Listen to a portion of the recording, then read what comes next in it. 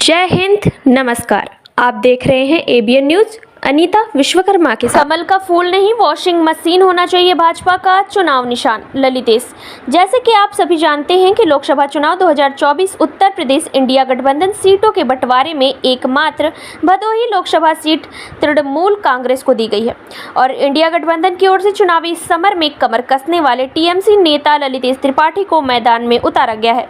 आज ABN news के सवालों का बड़े ही बेबाकी से जवाब देते हुए उन्होंने क्या कहा, ये सुनने के लिए आइए रुख करते हैं भदोही की ओर। देखते हैं राष्ट्र की बात राजेश तिवारी के साथ। सबसे पहले तो एबीएन न्यूज़ की तरफ से आपको ढेर सारी शुभकामनाएं और बधाई होली की।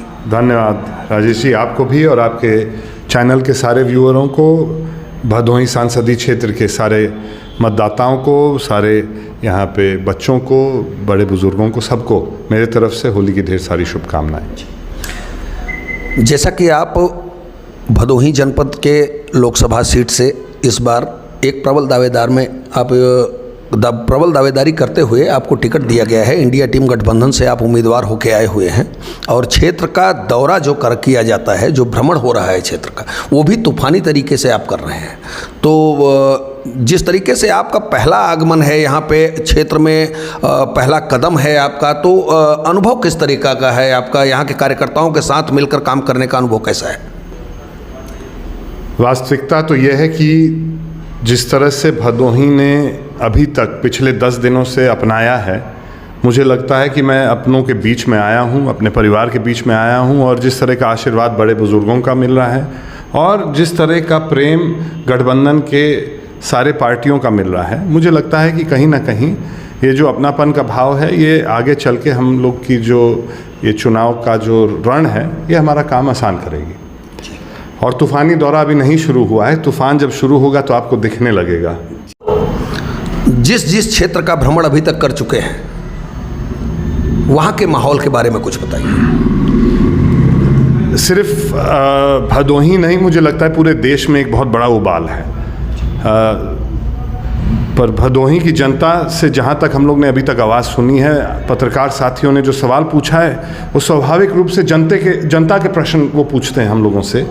और भदोही की जनता के सामने कई दिक्कतें हैं, कई परेशानी है, वो सब उन्होंने स्थानीय मुद्दे तो बताए ही हैं और वो लड़ाई हम लोग लड़ेंगे, उनको अपने घोषणा पत्र में शामिल करेंगे और उनका किस तरह से हम लोग रास्ता निकालेंगे, उस पर भी हम लोग जनता से चर्चा और संवाद करेंगे। पर देश के मुद्दे बहुत बड़े हैं। पिछले 10 साल से जिस तरह से अर्थव्यवस्था, हम देश की अर्थव्यवस्था तो बढ़ती जाएगी, वो तो अलग विषय हो गया। परिवार की जो अर्थव्यवस्था डगमगाई है, वो चिंता का और वो हर एक परिवार के लिए एक बहुत महत्वपूर्ण विषय है। उस पे देश की सरकार मौन है। देश की सरकार कोई ये कार्यक्रम या कोई उससे निकालने का रास्ता, उन परिवारों को कैसे उठाया जाए, उसका रास्ता भी नहीं बता पा रही है। सिर्फ घूम घूम के कह रहे हैं कि हम लोग 400 पार, हम लोग 400 पार, बाकी सब यही नारा दे रहे हैं। जनता जानना चाहती है, देश का एक एक परिवार जानना चाहता है कि हमारे परिवार की आर्थिक स्थिति कैसे ठीक होगी, जब एक रिपोर्ट के मुताबिक विश्व में सबसे ज़्यादा बेरोजगारी भारत में है। उस देश के प्रधानमंत्री को ये अधिकार नहीं होता है कि वो कहें कि हमको कितनी सीट मिले। उसको देश की जनता को ये बताना चाहिए कि आपके बच्चों की बेरोजगारी हम दूर कैसे करेंगे, ये उनको बताना चाहिए। क्या कार्यक्रम है उनके पास, ये बताना चाहिए। जैसे सबको मालूम है कि देश के 80% जनता राष्ट्रीय खाद्य सुरक्षा अधिनियम 2013 के तहत 5 किलो अनाज पे अपना पालन पोषण कर रही है। जिस देश में 80 करोड़ लोगों को ये 5 किलो अनाज पे निर्भर होना होता है, वो देश कैसे अपने आप को विश्व गुरु कहे, कैसे अपने आप को विकसित भारत कहे, ये बड़ा प्रश्न है। आपने कहा कि 80% जनता 5 किलो राशन पर जहाँ लाइन में खड़ी हो रही हो, तो उसको विकसित भारत कैसे कहा जाए?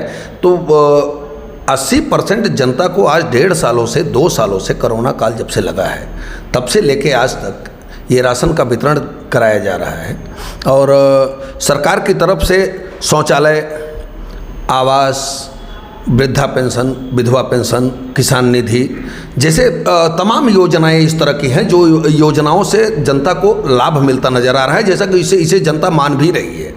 तो इस चीज़ को कैसे झुठलाया जा सकता है? इसको नकारेंगे नहीं, मगर क्या शौचालय 2014 के बाद बनना शुरू हुए? शौचालय की योजना पूर्व की सरकार की थी। इंदिरा आवास योजना का नाम बदल के प्रधानमंत्री आवास कह देना, वो नया योजना तो है नहीं, वो पहले से चली आ रही थी। और मैं आवास की योजना पे इस सरकार से विशेष सवाल पूछना चाहता हूँ कि पात्रता सूची 2011 में बनी थी, जिसके आधार पे आज आवास मिल रहा है। इनकी सरकार को 21 में नई पात्रता सूची लानी चाहिए और 2021 तक पिछली पात्रता सूची को संपूर्ण कर देना चाहिए था, उसको संतृप्त कर देना चाहिए था। क्यों नहीं 21 की पात्रता सूची बनी? अभी तक 2011 की पात्रता सूची के आधार पे ही आवास आवंटित हो रहे हैं। 14 साल हो गए हैं उस बात को, और 14 साल में इन्होंने उस सूची को, जब तक उस सूची में एक एक लाभार्थी को आवास नहीं देने का काम करेंगे, तब तक कैसे हम मानेंगे कि बहुत तेजी से? सर, बंगाल की बात की जाए अगर, ममता बनर्जी की बात की जाए अगर, तो जैसे कि यहाँ पे एक इंडिया गठबंधन में जितनी टीम शामिल है, सारे लोगों का एक कहना है कि वर्तमान में चल रही सरकार तानाशाही रवैया अपना के बैठी है, तानाशाही कर रहे हैं ये लोग। ठीक है, आज बंगाल की बात अगर किया जाए तो ममता बनर्जी जी से बड़ा तानाशाह कौन नजर आ रहा है आपको? उनमें तानाशाह का एक भी उनके ऊपर तानाशाही का आरोप अगर कोई बता दे तो फिर उस पर चर्चा करेंगे। तानाशाही क्या होता है? ये होता है कि देश की जो संस्थानें हैं उनको एक एक करके नष्ट करना। बंगाल की सारी संस्थान, जो भी बंगाल की संस्थानें हैं, सारी मजबूत हैं। और उसका स्पष्ट उदाहरण ये है कि बंगाल की हाई कोर्ट अगर आप देखिएगा, वो सरकार के खिलाफ लगातार फैसले सुनाती है। कोई दिक्कत नहीं है, फैसले आते हैं, सरकार के खिलाफ भी आते हैं, सरकार उसका सामना करता है, उसका विकल्प लाता है। क्या कारण है कि बंगाल के सिटिंग जस्टिस जो लगातार ममता दीदी और बंगाल की सरकार की छवि को धूमिल करने का प्रयास करते हैं, वो त्यागपत्र दे के जब किसी पार्टी में शामिल हो जाते हैं और वो देश की सत्ता पक्ष पार्टी हो, तो तानाशाही यही होती है। जैसे कि कहते हैं कि विपक्ष के कोई भी नेता का हेलीकॉप्टर नहीं उतरने दिया जाता, वहाँ की पुलिस को अपने कब्जे में करके जिस तरीके से चाहे उस तरीके से वहाँ के पुलिस को नचाया जाता है। और किसी भी नेता की किसी कहीं रैली हो रही तो उसके रैली में विघ्न डाल दिया जाता है, रैली कराने नहीं दिया जाता। मैं उदाहरण नहीं लूँगा, तो मगर बंगाल में जब भी किसी के ऊपर आरोप सिद्ध हुआ है, तत्काल, चाहे वो पार्टी कर रहा हो, चाहे वो सरकार में रहा हो, तत्काल गिरफ्तारी वहाँ की पुलिस ने की है। तत्काल 24 घंटे के अंदर जो भी घटना घटी है, चाहे वो छोटी हो चाहे बड़ी हो, 24 घंटा के अंदर कार्रवाई वहाँ पे हुई है। उस उत्तर प्रदेश में बता दीजिए, उत्तर प्रदेश का उदाहरण अगर हम लेते हैं, आप बताइए, आपको याद होगा कि यहाँ के एक विधायक के ऊपर बहुत गंभीर आरोप लगा था उन्नाव में जी। महीनों लगे जब तक उसने उस परिवार को लगभग खत्म के कगार पे नहीं ले आया था, तब तक उसकी गिरफ्तारी नहीं हुई। फर्क आपको देखना होगा। यहाँ लोग कह रहे हैं कि बंगाल, उत्तर प्रदेश को बंगाल नहीं बनने देंगे, ये नारा लगाया जा रहा है कि बंगाल की ऐसी कौन सी बातें हैं जो उत्तर प्रदेश में लागू ना हो, इसको लेकर के बातें की जा रही हैं कि बंगाल, उत्तर प्रदेश को मैं बंगाल नहीं बनने दूंगा। ये बातें जो सामने आ रही हैं, तो किस बात को लेकर के? देखिए, एक देश की एक जो सत्तारूढ़ पार्टी है, उनके बारे में वो जो आरोप लगाते हैं, वो इसलिए लगाते हैं ताकि मुद्दे से, जो विषय है उससे लोगों का ध्यान कहीं इधर उधर हो जाए। उनको वोट मांगना चाहिए अपनी सफलताओं पे, अपने काम पे। वोट नहीं मांगते हैं उस पर। वो वोट आपको किसी भय या डर में डाल के वो वोट मांगने की परंपरा उन्होंने शुरू कर दी है। अब इस देश की जनता ने, इस भदोही की जनता ने चेत लिया है। कोई इंडिया गठबंधन के मेन चेहरा नीतीश कुमार माने जा रहे थे। एक समय था कि इंडिया गठबंधन को पैदा करने वाले ही नीतीश कुमार थे। आज नीतीश कुमार पुनः भारतीय जनता पार्टी के दामन थाम के उनके साथ खड़े होंगे? आपको उनकी पार्टी से और माननीय नीतीश कुमार जी से पूछना होगा। हकीकत यह है कि नीतीश कुमार जी काबिल व्यक्ति, काबिल मुख्यमंत्री रहे हैं, उनका एक ट्रैक रिकॉर्ड है। उसी तरह से आदरणीय ममता बनर्जी एक काबिल नेता रही हैं, एक काबिल मुख्यमंत्री रही हैं, उनका ट्रैक रिकॉर्ड आप देख सकते हैं। अखिलेश यादव जी एक काबिल मुख्यमंत्री, एक काबिल नेता हैं, उनका ट्रैक रिकॉर्ड भी आप देख सकते हैं। तेजस्वी जी एक काबिल उप मुख्यमंत्री, एक काबिल नेता हैं, उनका ट्रैक रिकॉर्ड आप उठा के देख सकते हैं। इंडिया गठबंधन में काबिलियत की कमी नहीं है। पार्टी के नेताओं को ले लेके अपनी काबिलियत बना रहे हैं, वो अचानक काबिल हो जा रहे हैं। और जिन पार्टियों से वो नेता, जो पार्टी उन नेताओं को तैयार कर रहे हैं, उनमें कोई काबिलियत नहीं है। बड़ी हास्यास्पद स्थिति है। जैसे कि सपा हो, बसपा हो या कांग्रेस हो, तमाम ऐसे अन्य दल हैं जिन दल के कुछ नामचीन चेहरे आज भारतीय जनता पार्टी की तरफ झुकाव कर रहे हैं, पार्टी में जाकर के मिल जा रहे हैं, तमाम मंचों पर जाकर के उनका समर्थन कर दे रहे हैं। तो ये सब चीज़ें भी तो जनता में एक इफेक्ट डालती है सर। भाजपा को अपना चुनाव निशान कमल के फूल से वॉशिंग मशीन में परिवर्तित कर देना चाहिए।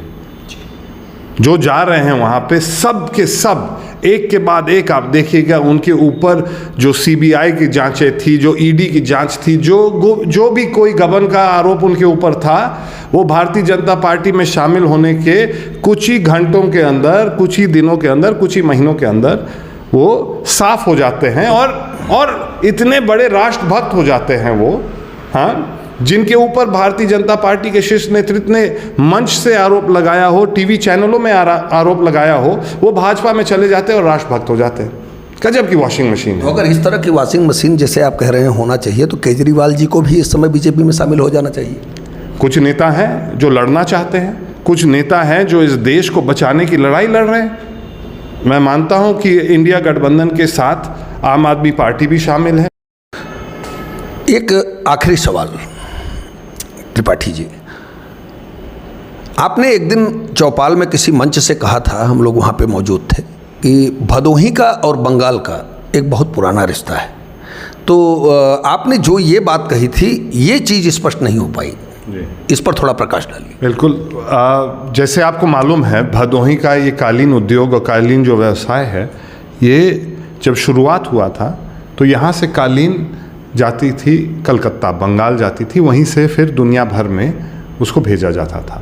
एक ज़माने में वो गंगा के रास्ते जाती थी, फिर जब ये जीटी रोड बनी तो फिर इसीलिए आप देखेंगे कि सारे कालीन जो पुराने कारखाने हैं, जो पुराने उसके अड्डे हैं, सब जीटी रोड के किनारे हैं।